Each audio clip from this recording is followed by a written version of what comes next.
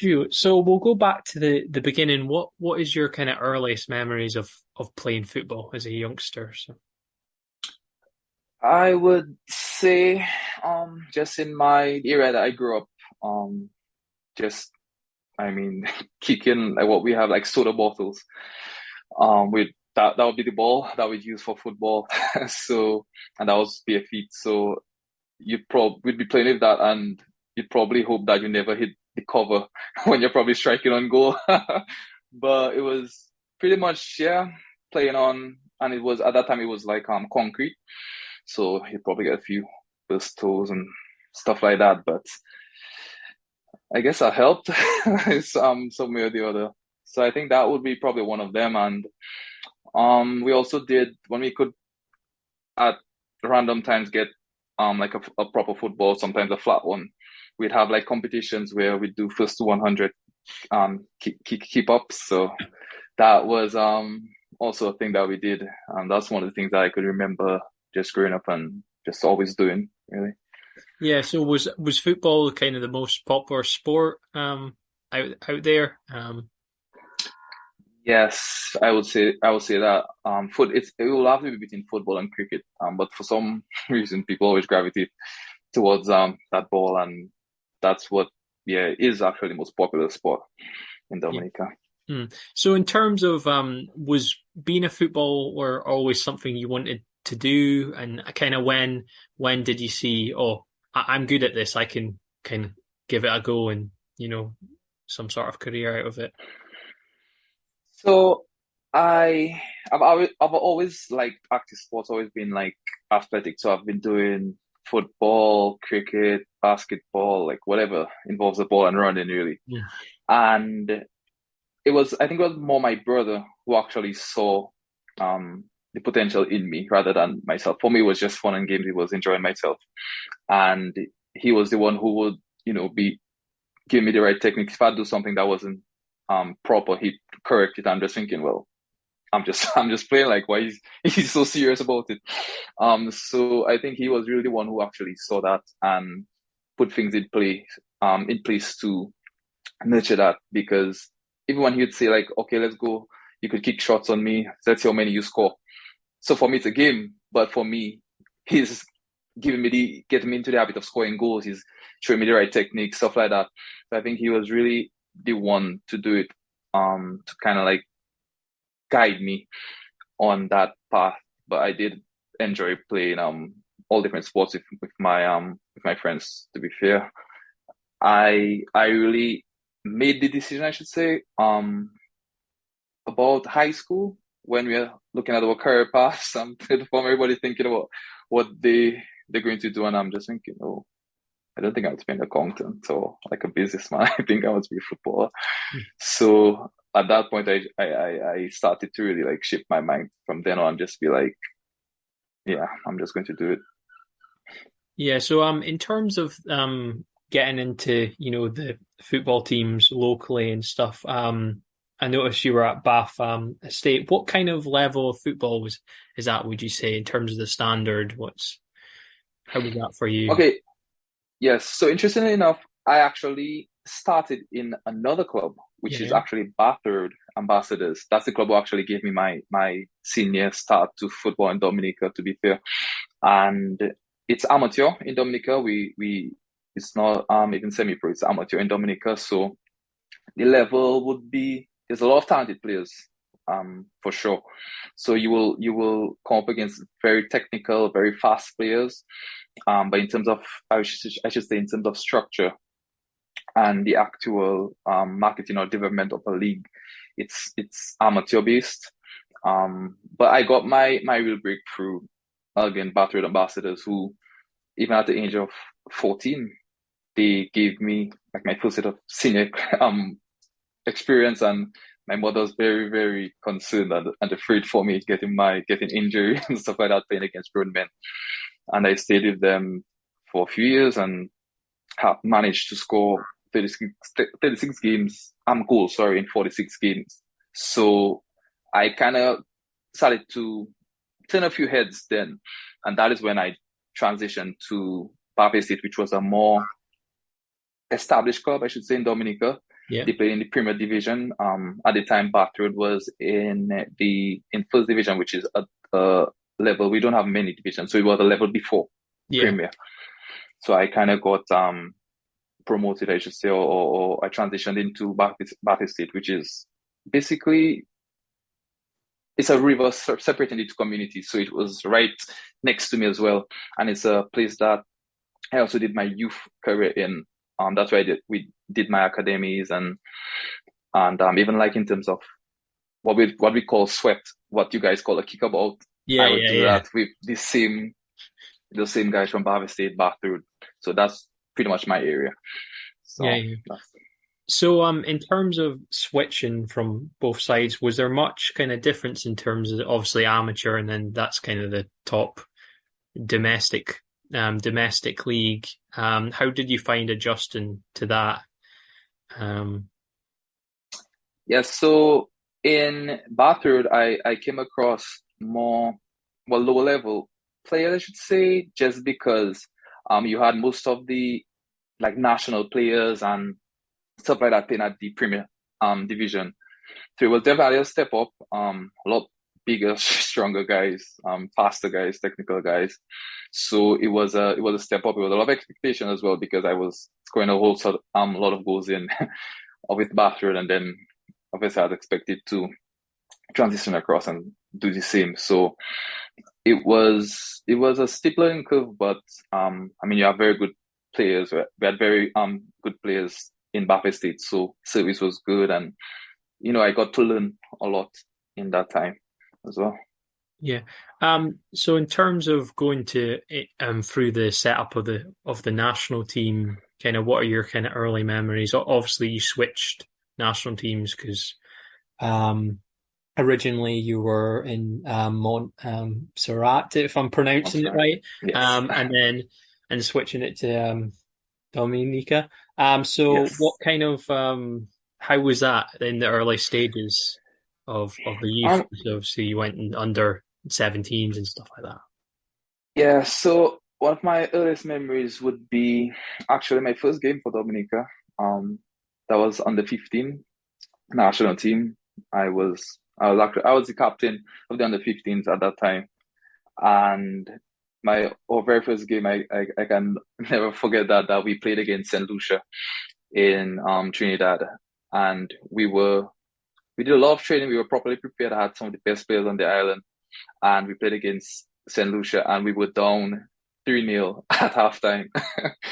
And coach, like that was a strange thing. He never looked concerned, worried. He was actually smiling and he's just thinking, well, yeah, that's football. It's different, yeah. And everybody was just like down and heads are down and we're just thinking, oh, we're shit because I mean we're 2-0 down. And he never looked concerned. Like he was just saying that, yeah, that's football. And he was just looking at us with a smile and everybody was so concerned and so just confused as to like we were expecting like proper feedback and let's go again. And he pointed out that he was very chill. And I think it's because he knew the group of boys that he had. And he gave us a few pointers and said that, okay, let's go and fix it in the second half. And we actually came in the second half and won the game 5-3. So that was for me one of the biggest games. I got MVP, my very first trophy, MVP of that match, scoring one, setting up two.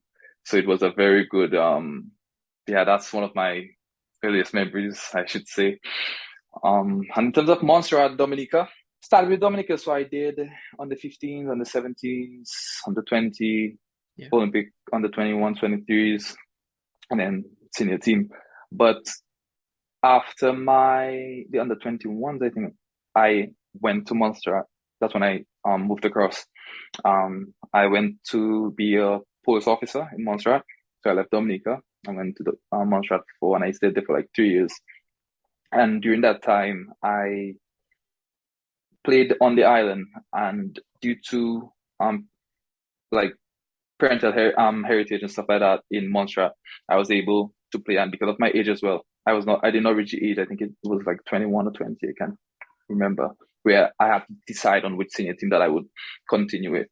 So when I reached the age that I had to choose, it was always going to be Dominica, and simply because when I look at the country that I'm going to represent and I mean, I grew up my entire life in Dominica. I left Dominica like when I was like 18, 19. So all I knew and the players that I grew up playing with and stuff like that, it was all Dominica. So that's when I decided to try and switch back to Dominica as a team that I would continue with. Yeah, so what, like, how proud was that moment in terms of making your debut in the senior team for your country and in the colours and stuff? How did that make you feel? That was that was a really big moment for me. It's something that growing up I always dreamed about doing, representing my country. And the thing is, like Dominicans, they support very, very strong. So to see that following and to see the kind of support that the people show and the people like express, it's a very, I don't know. It's very rewarding, and it's a very very good feeling to know that you're representing your country and you're and you're making putting smiles on the faces of like so many Dominicans. So that for me was something like almost like a dream come true to represent my country and to make them feel proud and you know. I noticed that you were kind of the first player from your country to ever sign a pro contract that was out in Trinidad. How Trinidad. was yeah how was that for you? Yes, it was a big turning point, and I think the real essence in that story would lie in the fact that I because there would have been Dominicans who probably grew up in different countries and signed different contracts and probably just have parental heritage and different stuff like that. But I was one who went through the entire system. Mm, I did not get any outside training. All of my training of my nation was in Dominica. mm, So I think that is where that really originated from. And because you don't have a lot of Dominicans going out and stuff like that, it gets very difficult. It's very, very difficult. And it's because, again, we have a amateur league. So a lot of people are not rushing to see amateur players. mm. You understand? And to get that opportunity, so I actually got that opportunity to go on a 2 week trial in Trinidad. And that that one like, actually has a backstory on it. But it it it it was very significant for my country as well because even since then we've had like about let's say 4, 5 Dominicans who actually went to play in Trinidad as well after me. Mm. So it kind of opened a door there where the started to recognize Dominican players and started to have a look. So that was a good link for my country in that regard. And till all up to today, they still have the option. Dominican players still have that option of now going to Trinidad, where before it was something that almost wasn't even spoken about just because of the level that Trinidad league is at, and obviously Dominica, we did not have players marketed and well going out into Trinidad Yeah, and so not some of the other leagues. yeah, so what kind of standard is a league out in Trinidad? What's how did you find it kind of adjusting to? Oh, it was a very, very steep learning curve for me. You have guys like even coming from different countries. You had guys from Argentina, from America, like Canada, like so it's not just Trinidadians that you're playing against, and Trinidad itself has a lot of talented players, a lot of like really technical, really fast, really strong players. So it was almost like a high concentration of very, very talented players and players from Jamaica, like all different other Caribbean countries as well, who came to play in Trinidad. So it was a big hub, I should say, for talent, and it was, and again for me, I was never exposed to nothing of that sort before. So I had to learn, and I had to learn fast because coming from like a small country like Dominica, who doesn't have like the name of Canada or one of the bigger countries, it's almost like you don't have anything to probably lean on to say like if you have like a bad start that they could say, oh, but you know, he's from Mm. Canada, so we expect that he's at a certain level. Like they have no real information or history for Dominica, so it was difficult. I had to work twice as hard I had to be scoring twice as many goals in practice to give myself a chance because people are thinking, well, we have local talents. Why are you going to, Mm. an amateur country to get players when we have so many talented players here in Trinidad? So it was a lot of again, a lot of expectations, a lot of eyes to see like what's in that player that you could bring him into the club, and now we have to obviously give him that chance. So it was it was a lot, and even that's just in my team and making a case for myself to even play, and Yeah. then you play against another team who has all the arsenal of talented and like really good players. So then when it comes to the actual field of play, it's another challenge to now go and deliver. And again, I've never had that kind of exposure before. It was all in Dominica, and so it was a very, very stimulating curve, and adjusting to the culture, ways of life, stuff like that. It was team styles. It was a lot. Yeah. So how important was that in terms of getting you to the next level, in terms of having to up your game? Obviously, you played in the equivalent of the Champions League over there as well. So Yes, it was vital because it actually set up my career to the way it has been, because it's been, again, it's most of the time I have to do a lot of adjusting in a short period of time because I've been playing different countries, and different countries come with different styles, different ways of life, different team tactics. So a lot of adjusting and adapting, and that's what Trinidad gave me a strong dose of professionalism and what's it like to be a professional. And I had, well, that's what I've used to carry me on to my career. Even in terms of Trinidad, it was even because I got like a 2 week trial. After that 2 week trial was up and I was actually successful, then I only had like 2 or 3 days to go home to come back, because we had to fly to Colombia for preparation for the CONCACAF Champions League that would have been played in Mexico, yeah. because of to make us ready for, like, in terms of altitude and stuff like that. Colombia was the next country that we could get that preparation. So it was, yeah, it was a stipulating curve, and it's one that that has helped me set a foundation that know that I could go to different countries and different styles and just adjust. It made me develop my game massively, because some countries are more physical, some countries are more fast, some countries are more technical. So it's just been a lot of adjusting and a lot of fine tuning, basically. Yeah. So what kind of can you recall some experiences in terms of playing the Champions League? Obviously, for us, we've got the European Champions League. You've got the one over in Asia, and then one over there as well. What does it mean? Is it quite significant for people over there? And kind of what do you recall in terms of the matches that you played in? Yeah, so the CONCACAF Champions League is the biggest club championship, club league that you will play in the Caribbean. And there was also the CFU, which qualifies you for the CONCACAF Champions League. It's massive. It's televised, a lot of scouts, a lot of different countries, and that's when you play against like some of the big guns from the big nations. So you really get to put yourself out there. I remember it was so funny because a few months before and stuff like that, like I was playing like amateur, and then when I signed with Trinidad, then my debut match was actually against the champions of Mexico, Toluca FC. They were like Mexican giants. They could. That's one of the times I've seen the team.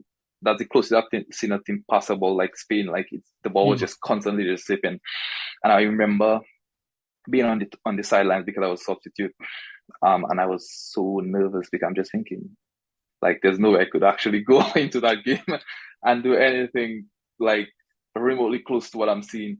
It was almost like, and the crowd and how loud it was almost like that alone, the environment alone was almost consuming me, because I'm just thinking, like, how can I actually go in that game? I'm actually hoping that I did not make my debut that day.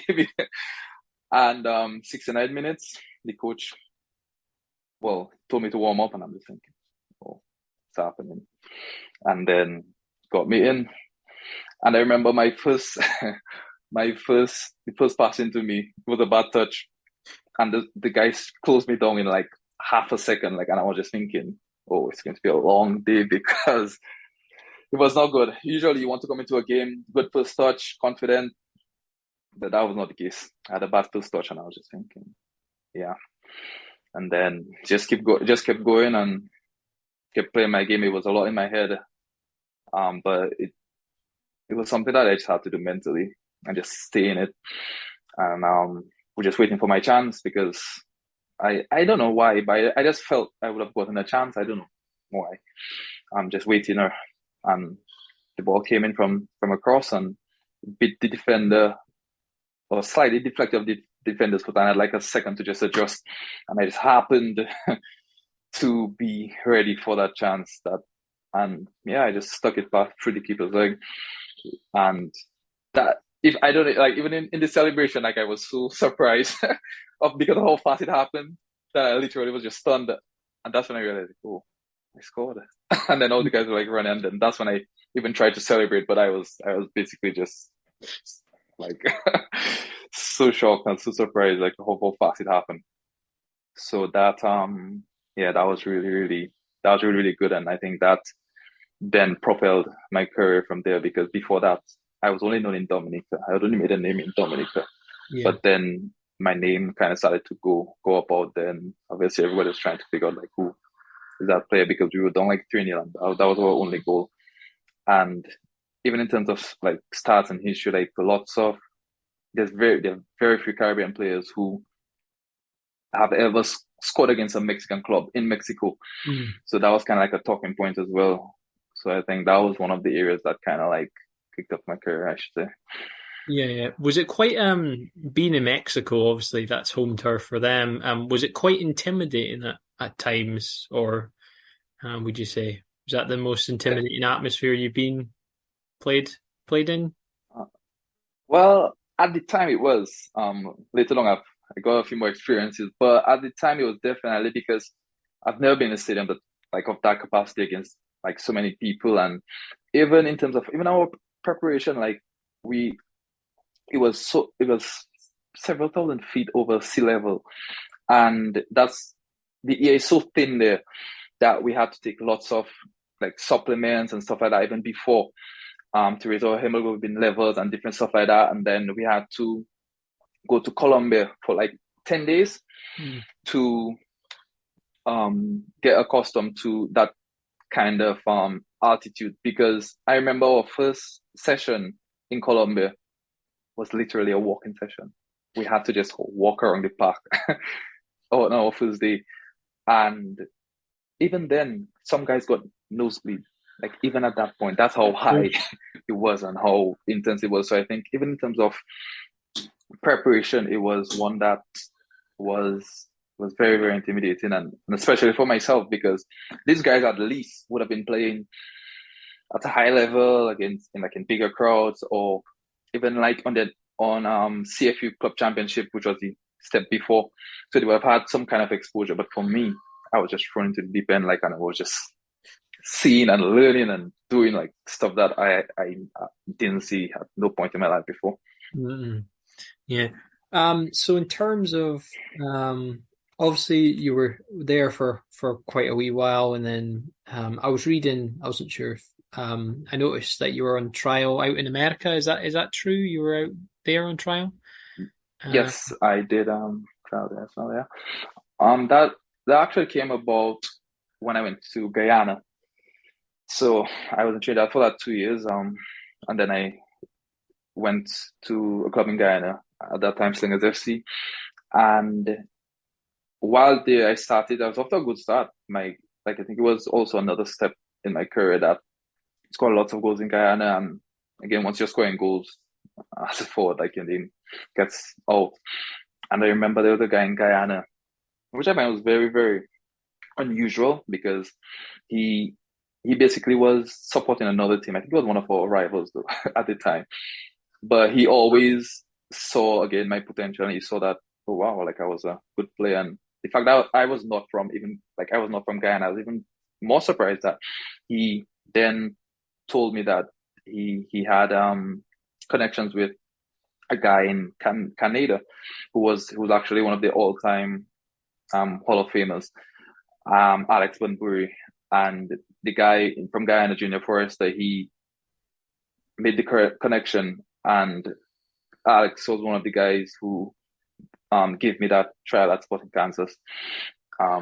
So I'm always grateful for them to even do that for me, like especially the fact that I was not Guyanese. And I went to Sporting Kansas. It was like a 3-day trial. It was very short, and did a lot of fitness and conditioning, like tests and stuff like that. And then we test our strength for vertical jump, stuff like that. And then we did lots of games. And I felt it was going well. I felt, based on the feedback I was getting, like everything was, like even speaking to Alex, everything was going like really good. I'm sorry, did it. So yeah, I was very impressed like that, and I got the 3-day trial, and I was really sure they were very intense. Did the performance and the strength tests, stuff like that, and then everything was going well. Got the feedback from Alex as well, and then towards the end when we started to I thought things were fine, and then when we got to like visas and stuff like that, I got some insight that obviously it became an issue because yeah, Dominica, I don't know, it's probably because of, I don't know, ranking, it's probably because of different stuff. It's like that's not my I have no expertise in that field. I'm just a player, but I got, as I said, some insight that obviously visa and stuff like that supposed to be a problem. So that fell through. Not happy, but like I understood. I started to understand that side of things as well. Yeah. So in terms of before you came over to Scotland, was there ever any other opportunities you had to go maybe mainland Europe or, across the pond or what's? Yeah, so I actually one of my first trials I did actually came in 2011. And I came at Dagenham and Redbridge at the time. They were, I think, in League One. Oh yeah. So I did a trial with them in 2011. And that was just so I came just after they had passed that rule for visas where your country had to be in the top 70 in the world, like in terms of getting like visas. So that again posed another big issue for myself. I did that there. Didn't work out. I also went to Minnesota FC as well in the US. I fell through. I went to the Canadian Premier League. They had a showing as well. Fell through. So I've been knocking. But yeah, things just kept falling through, and I mean, just from a player's perspective and just from a player's standpoint, I always thought that, it's one of those where you're thinking that you didn't do good enough, or like I never felt that I was poor or I didn't do good enough. So I would always, I don't know. Yeah. So I was always optimistic and thinking that, I don't know, I just felt like, because it's just a feeling, like you just know if you have done, I mean, good enough or not. And I always felt that I gave a good showing and a good account of myself, but it just didn't work out. And at the end of the day, I guess it just wasn't time. You moved to Scotland, and now you're in Aberdeen. Kind of how did the move about come to Brechin, and did you ever have any other options kind of available? My wife and I got married, and obviously over time, I got my visa and stuff like that. So at that point, I did a bit of long distance before, but at that point, it was time to move and obviously to be for, and I knew that I wanted to transition across and play football in Scotland as well. But I didn't know how it would have come about, just because again it would have it's a lot of links in football and who you know and getting your name out. And even when I came and I was trying to do it by myself, by sending out, like reaching out and stuff like that, a lot of the feedback that I got was I did not have any senior team experience or appearances, like even in Scotland. But for me, I was just thinking, oh, I won't because I'm now moving into Scotland, so it will be kind of difficult to already have experience, you know. Mm. But so that's one of the challenges that I had, and lucky enough for me, a guy named Graham Walk he actually played. I played a few games with them in Stonehaven, you know, just to just keep fit or just to keep playing, and he immediately recognized my potential and stuff like that, and he asked me for my CV and said that if it was okay that he could send it out. And I was just thinking, yeah, that's exactly what I'm looking for actually. And he said he had it. I sent him my CV, and within a week, I should say, he told me that Brechin was interested. I'm not sure how he went about about getting it out or how it reached them, but he said that they were interested, and then they contacted me and told me they like to see me, obviously, because you need to put what you're seeing on on the CV and the videos to a face and to see if it's actually the same. And I did a couple of training sessions with them, and I guess they were pleased because they signed me after that. And yeah, pretty much that was pretty much the link to Brechin, and then I signed. So in terms of obviously you had a really good time at Brechin. How did you find adjusting to the Highland League? Obviously it's quite physical, to be fair. So how did you get used to that? I think the two main areas that I had to adjust to was the physicality, because I mean you would probably get you probably get that, but it will be almost, you'd probably know you will have a few players probably giving you that, or a few teams giving you that, but I almost feel like you get that from all the teams in the Highland League, that level of physicality. So, and even in terms of what the referees allow, it's a lot more physical. The other thing that I thought that was the other challenging part was the weather. The weather was very much a challenge, because in the Caribbean, it's usually 27, 28. The lowest it gets really, it's like 19, and that's around Christmas. So the cold, it did a number on me. Also, even in terms of like recovering, I find that because it's cool, I don't get tired as fast. But when I do get tired, it's difficult to like recover to get air in. So that for me seemed to be a challenge, and obviously then I had to adapt to my teammates and the coach's style of play and the league in itself. So for me, that was some of the challenging parts. But I think outside of that, then it's football. Like football is the same really. If you're just speaking in terms, strictly speaking, the game. And when you want to get going, then you start to just basically get into the groove of things and get your feet. So it's just a matter of something that, again, sort of, it's just adapting. But I think the difference in the adapting I've had to do before and Scotland was, I would say, the physicality and the weather. Yeah. So obviously now you're at Formartine. What attracted you most to Formartine? Yeah, so Formartine, I remember playing them last year, and even in the games we played against them, though we won, I think in the league we beat them the first time, and then they beat us at home. And I always remember them being a good side. Like that was one of the sides that I remember gave us like a proper challenge, a proper showing, so it's one where I knew it was a very good team. In terms of like their I should say their style of play, or even like I don't know if I should say game time, but that was one of the things that I think really drew me to them, because as a striker, but as a football player, I should say, even what you want is game time. Like you'll not score any goals from the bench. I can guarantee you that. As long as we play in the same rules, we will not score any goals from the bench. So I think for me, game time was the most critical call. I should say I got the confidence that I would have gotten, and for me that for me is critical to my career. So that and it's been good, because I mean, if you think of how you get form as a striker, it's, I mean, consistently getting game time, scoring goals, stuff like that. That's how you get a bit of form.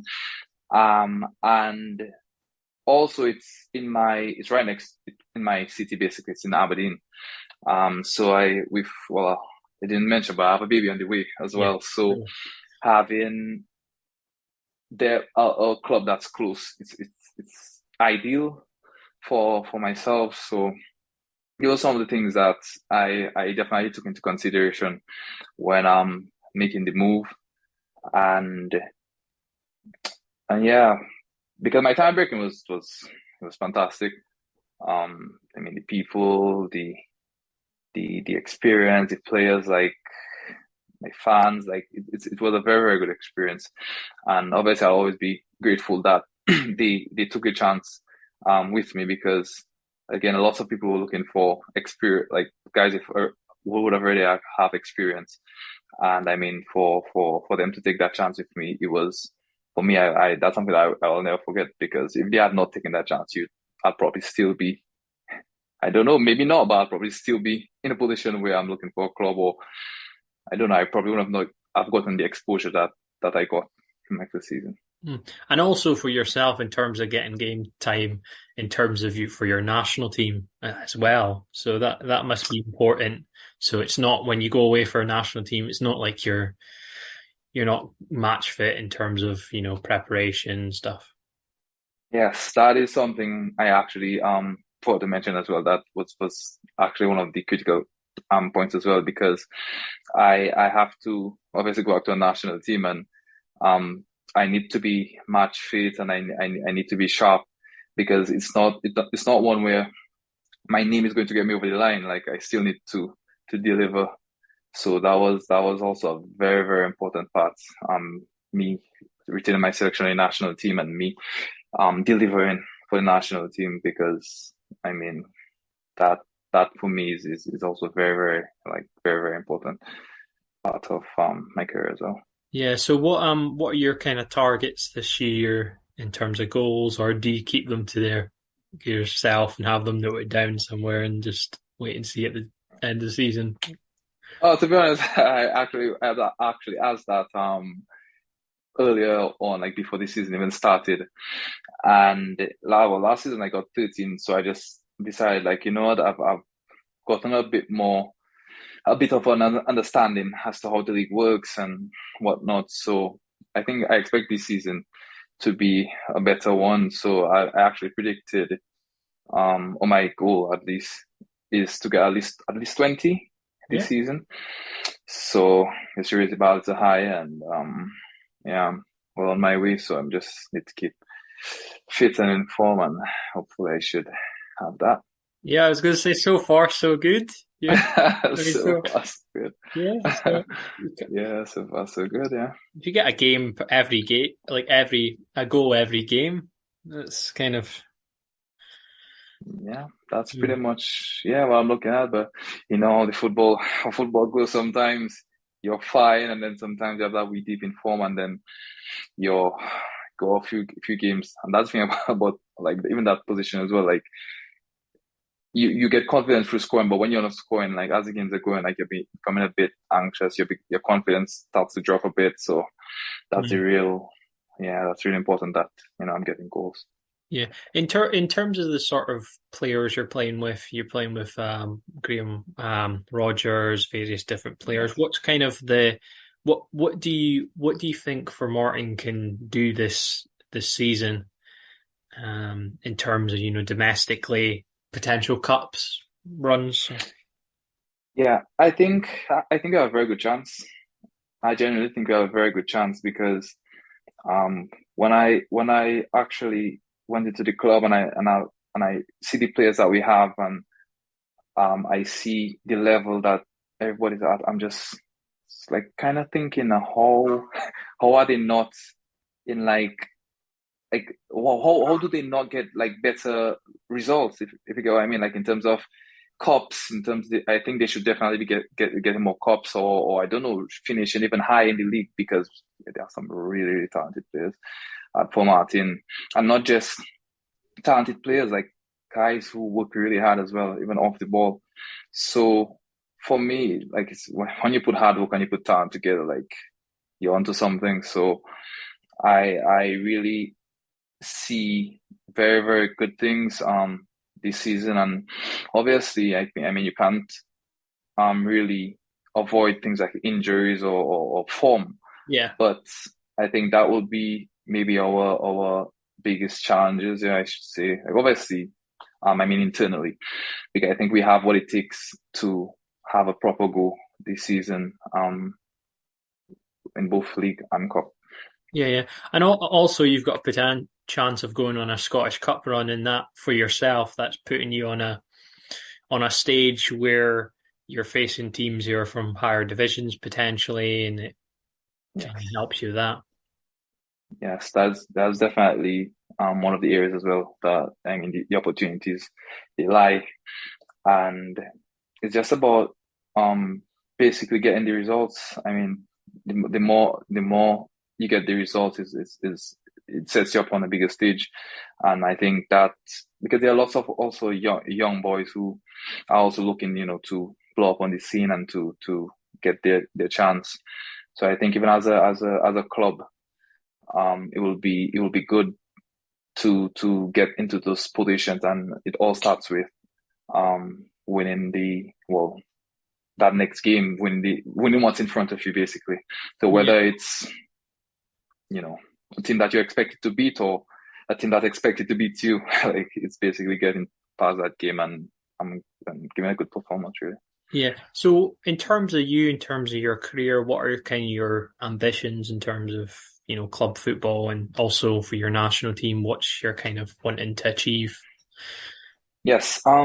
So in terms of club football, yeah, that's one I get a lot, that question. And it's one that like, it's one that I have. So my career have been basically guided and shaped by God, to be honest, because some of the things that I've achieved or some of the places that I've been or even how my career has gone, a lot of it, sometimes I don't understand like how how I've gotten to certain places or how things have worked out. And excuse, and it's something that I don't want to now put my hand in and probably prevent myself from getting something else, because at the end of the day, I'm a firm believer that like all things work together for the good. So it's one that if I had to say just based on, the question, I would say I like to play at the highest possible level. Yeah. So whether that's Scottish Premier League or that I'm able to, so whether that's the Scottish Premier League, whether that's Championship League One, like it's not in my hands. But what I will do is I will give myself the best possible chance. So I will deliver to the best of my ability. I will continue scoring goals, and I'll see where it takes me. But in terms of how it will go at the end of the day, like it's entirely out of my control. And in terms of the national team, I basically it's just to set that bar higher so that whoever is coming after me, sorry, to give them a marker that it's not one that you could come and achieve by just coasting or just taking it lightly. You'll definitely have to grab and put in the work. And that's what I want to do, to give people that mark that you have to work hard, you have to be at your best Mm. to pass that mark. It's not one I just want people to just take lightly and just basically go across the line. So it's just setting a high standard for the people before, and to really just make a name and continue building on my brand, really. So that after, when I go into, I don't know, football administration or Mm. however else, that I can be in a position that I can help those coming before me, and I can really give back to the sport and just do what I can to to give back. Yeah, you mentioned God. How in terms of do you have quite a strong faith? How important has that been in terms of your football? In terms of you've been through a lot of ups and downs in terms of No, different opportunities. How important's that been? that actually been foundation. That actually been the foundation. And like lots of times, obviously everybody has their own opinion, but the thing that I've seen happen, like I'm telling you, there's no possible chance that it's just like luck, chance, or mere human intervention. Like it's not possible. I've seen situations that there's no other explanation to them there being higher ball. And even on a lighter note, where in terms of opportunities, there've been opportunities that I thought that I knew the better option to, and it happened like it happened the other way, and I was so disappointed, I should say, initially. I mean, it's a human reaction, and then when I look back, that was some of the changing points, like the big, like in my career, that actually propelled my career to even like go get bigger. So it's one way to be honest, I 100% trust God and just trust what He's doing and where He's going within me. So yeah, it's definitely foundation. Yeah. So in terms of how proud are you? You're like you're the only current like Highland League player playing for their national team. The last one there was actually I forgot his name. There was a guy playing for I think he played for Formartine briefly, but he played for Banksty and he played for the Icelandic national team. Nice. So how did you find that first time where obviously you had Brechin, you were playing games there, then you were going away. How do you find that switch from, Highland League in terms of representing your country? Is it? Yeah, it's it's it's a big change, especially in terms of the speed of play and the ability of the opponents that you go against. Because I mean the Highland League you have, I mean, don't get me wrong, I come against some guys where I'm thinking that could actually be like a national player level. Like there's some really, really good guys, like, really turn heads.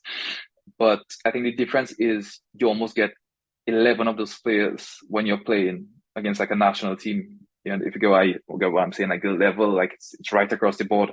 Yeah. So it's difficult to even like pick a weak link or somebody where, you could target that you could get through, or, stuff like that. Because even those, let's say, defenders that are quote unquote slow for national team, they'll be so technically sound, or they will read the game so well that they would cancel off. Like you could be as fast as you can, but there'll be a guy covering. So it's a lot of things that I think that I'll have to make during the game. So it's not one that I can really prepare for. It's a lot of things that I have to change even during the game, even the term, in terms of like the amount of time you have on the ball. Probably have a few more seconds in the Highland League that I would have in a national game. So it's one where I kind of have to like really switch on and just be at it, because if not, I may not perform well, and I'm my biggest critic. So then it gets in my head. So it's something that's a lot of mental work, I should say. Yeah. So what is it like having, like, you've got quite a decent following on Facebook in terms of people from back home following you in terms of your football. What's that like, people, keeping track of how you're doing over here in Scotland? Yeah, it's been really good. It's been a really, really I mean, I feel so privileged to be in a position where like persons are so engaged and feel so happy, because I get lots of messages that people are so proud and so happy to be Dominican and to see one like a Dominican doing so well and stuff like that. So that really makes me feel really good. And even like you have like young boys and girls messaging, tell me that I inspire them and stuff like that. Like that's some of the reasons why I even started, to give hope to people, because that's the kind of thing that I wanted myself growing up, to even give myself a chance to begin with. So it's a very, very, very good feeling, very humbling one, because I mean, at times when I go back home and I see people that I grew up with and the amount of respect they have, like it's just like wow. Like it's one of those that really plays with the heartstrings, I should say.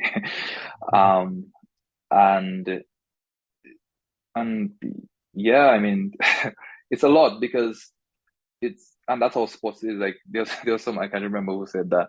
One of my coaches said that in football, you're either close to heaven, you're close to hell, because when you have such a big following as well, it comes with expectations. So when you're having like a bad run of form, then yeah, it goes, yeah, it can be like you put a lot more pressure on yourself, I should say. So it's a lot. It's a lot to manage, but it's not one that I shy from. Yeah. So in terms of players you've played with so far in your career, who would you say is the best player you've played with overall? Is that a tough one or? Yeah, that's a tough one. The thing is, I think I could probably give you. It's a tough one, but even so, there in terms of, I'm actually fumbling my words even to get that. But in terms of best players played, I'd probably say the best natural finisher I'd probably played with will be Kilson Benjamin, the guy who had the record goal scorer. Who was the record goal scorer before myself. I think he's the most natural goal scoring all the finisher I've seen. Played with in terms of overall play, I should say. I think I'll give it. Oof, it's almost like a tie though. So, let's just play it between. I'll probably say it's probably between Brielle Thomas and Chad Bertrand, because Chad Bertrand is like an engine. Like he will defend and then probably be on the next end to score the goal or assist. And obviously, like guys like Brielle Thomas, very, very, very technical and very strong, very, very, very composed. Like he's one of the best midfielders that I've come across in Dominican football as well. So I think that, and probably the best goalkeeper I've ever seen. And I mean, some may call me biased, but I genuinely think he's the best keeper up till today. Like to date, it will be Quentin Prince, who's the captain of the national team now. So I think, in a nutshell, like I actually couldn't put one, because when I think of the reason why I think they're the best, like it's in different aspects. Yeah. So I think that will probably be just almost like an overview of who the best I've played with. Yeah. Yeah. So going on to people who you've played against, who's like been the toughest, say, defender or best player?